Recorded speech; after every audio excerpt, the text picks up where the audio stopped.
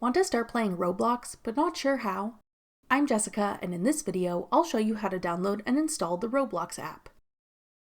Note that this video will demonstrate on iPhone, but written instructions for both Android and iOS will be listed in the description box.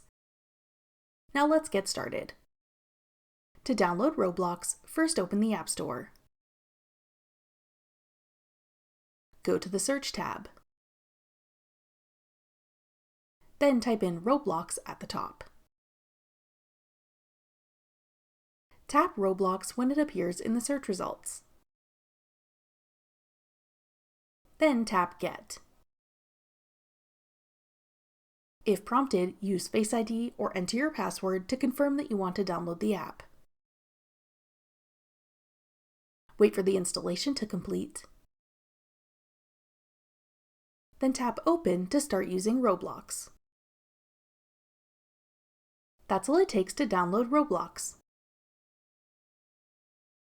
Want to try out other mobile game apps? Check out this tutorial next. Click the video on your screen now to watch.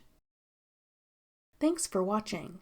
If you found this video helpful, we'd love it if you'd hit the like button below and subscribe to our channel. We put out great new tech tutorials like this one every day.